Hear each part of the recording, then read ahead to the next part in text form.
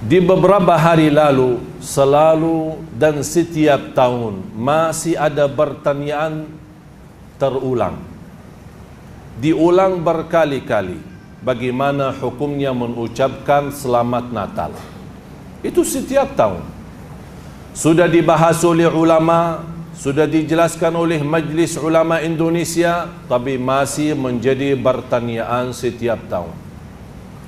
Saya ingin bertanya kepada jamaah, apakah anda sudah tahu arti Natal? Arti Natal adalah kelahiran dan selamat atas kelahiran. Dan kepercayaan mereka, kelahiran itu adalah kelahiran Nabi Isa, yang dinamakan oleh mereka Yesus, anaknya Tuhan. Ketika mereka merayakan hari itu, berarti mereka merayakan kelahiran anak Allah. Kita sebagai orang Muslim sudah belajar, bahkan sudah hafal, Qul huwallahu ahad, Allahus samad, lam yalid wa lam yulad. Tidak punya anak yang tidak beranakan. Berarti kalau Allah tidak punya anak, kita sudah percaya dan yakin Allah Subhanahu wa ta'ala Maha Esa, Al-Wahidul Ahad, Al-Hayyul Qayyum, Maha hidup dan Maha berdiri sendiri. Allah Subhanahu wa ta'ala Maha berkuasa, Allah Subhanahu wa ta'ala Maha kaya, tidak tergantung kepada makhluk siapapun. Tapi kalau kita mengucapkan selamat Natal atas kelahiran anak Tuhan, berarti kita sendiri sudah mengingkari Qul huwallahu ahad. Ada orang berkata toleransi, kita kan basa-basi. Bagaimana kalau mereka mengajak kita makan babi? Boleh enggak basa-basi? Makan babi basa-basi demi mereka. Kalau memang boleh makan babi, boleh ucapkan selamat Natal.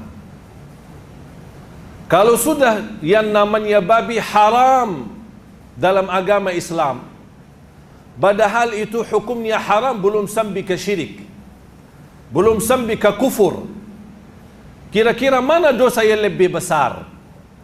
Mengucapkan selamat atas kelahiran anak Allah atau makan babi? Jelas dosa jauh lebih besar kita berkata Allah mempunyai anak. Kita tidak, Islam tidak melarang kita bersahabat dengan orang yang beda agama. Islam tidak melarang kita berbisnis dengan orang beda agama. Islam tidak melarang kita bertetangga dengan orang beda agama. Islam tidak melarang itu. Yang aku heran, semua kebebasan dalam agama dibolehkan. Bergaul dengan mereka, silaturahim dengan mereka, jalan-jalan dengan mereka, berbisnis dengan mereka, pinjam uang dengan mereka, bagaimana sama-sama hidup dengan mereka, bertetangga dengan itu semua tidak ada larangan. Ketika datang hanya selamat Natal, oh kenapa Islam susah? Subhanallah, anehnya manusia. Banyak hal yang dibolehkan, kenapa fokusnya hanya begitu saja? Mengapa susah mau mengucapkan? Kita harus menunjukkan, walaupun kita diajarkan menghormati beda agama. Rasul hidup di tengah masyarakat yang di kufar Quraisy di Makkah, hidup di Madinah dengan tetangga orang Yahudi, tapi Rasul SAW tidak pernah mengikuti perayaan mereka. Rasul tidak pernah mengikuti mengucapkan selamat hari-hari raya mereka, tapi Rasul tetap tetangga mereka. Rasul silaturahim kepada mereka. Rasul tetap berbaik dan sahabat dengan mereka, bahkan berbisnis dengan mereka.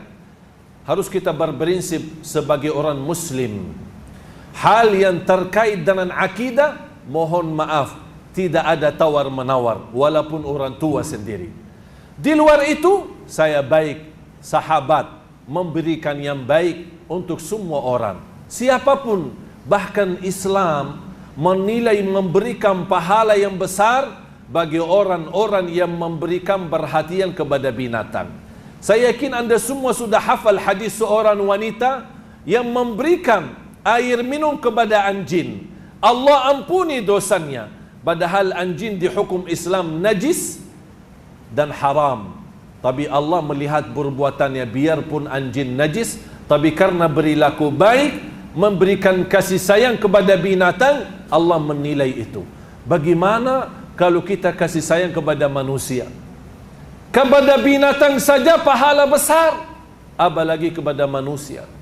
Jangan salah fahami, kalau kita dan ulama-ulama kita melarang kita mengucapkan selamat Natal, jangan anda merasa Islam itu tidak mau menerima toleransi dalam tengah masyarakat. Islam adalah teroris, Islam adalah keras. Tidak. Semua dibolehkan, tapi dalam hal yang terkait akidah, kita harus tahu diri. Jangan sampai kita merusak akidah kita tanpa kita tahu, tanpa kita sadar. Akhir hayat kita, na'udzubillah, kita ingin ucapkan kalimat syahadat, ternyata tidak bisa mengucapkannya karena kita sudah keluar dari Islam tanpa kita merasakan. Harus kita berbanyak istighfar, harus kita membela dan menjaga akidah kita, karena akidah itu tidak bisa dibeli, karena akidah itu adalah modal hidup kita, bahkan bekal keselamatan kita nanti di hadapan Allah hari kiamat. Bahkan orang-orang yang terjaga akidahnya, walaupun disiksa di neraka sebab dosa maksiat, tapi tetap diselamatkan karena tidak boleh orang kekal di neraka Jahannam karena dia masih membawa dua kata syahadat, asyhadu an la ilaha illallah wa asyhadu anna Muhammad Rasulullah. Nabi Isa adalah nabi yang mulia, bahkan beliau membawa berita gembira kedatangan Nabi Muhammad sallallahu alaihi wasallam. Dan itu yang dihapuskan dalam kitab Al-Injil. Padahal Nabi Musa sudah menyampaikan berita gembira, akan datang setelahku orang yang mulia bernama Nabi Muhammad. Di riwayah bernama Nabi Ahmad. Dan dua-dua Ahmad dan Muhammad artinya orang yang terpuji.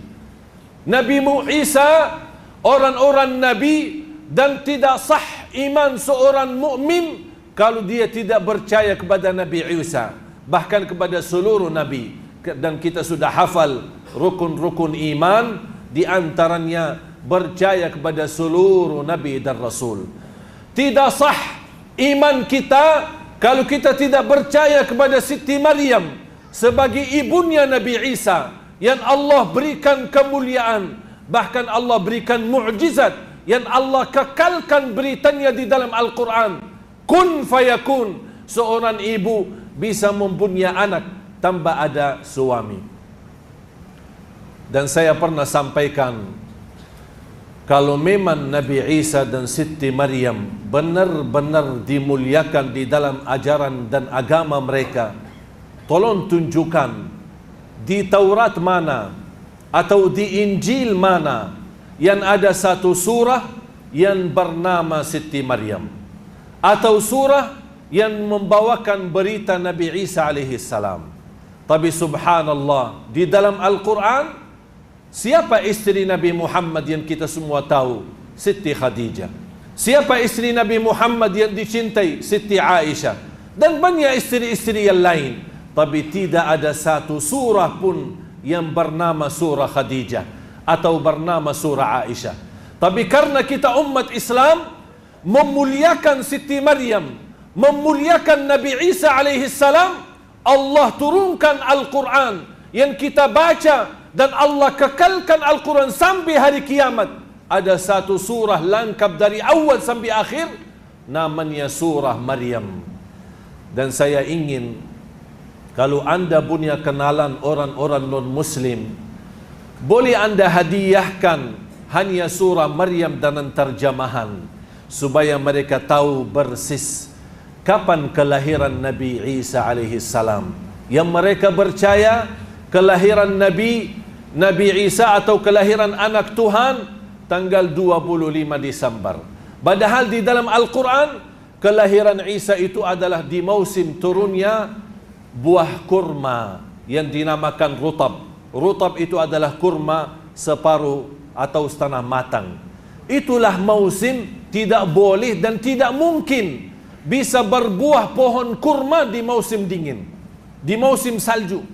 Harus musim panas, bahkan panas sekali, baru bisa berbuah. Allah ceritakan persis keadaan kelahiran Nabi Isa, tapi mereka merubahkan dalam sejarah dan mempalsukan cerita Natal, menjadikan 25 Desember yang menjadi hari-hari biasa, hari dingin dan hari sejuk. Yang kita lihat sekarang di negeri barat memang musim salju, musim dingin, termasuk di negeri Arab sendiri. Oleh karena itu jamaah sekalian, jangan pengaruhi dari media yang benar-benar nyata, yang batil-batil nyata. Kita harus menjaga akidah dan tetap kita berakhlak baik sama semua orang. Siapapun agamanya, apapun agamanya, kita berbaik sama semua orang. Mengapa? Karena kita membawa pesan, wa ma arsalnaka illa rahmatan lil alamin. Itu akidah kita.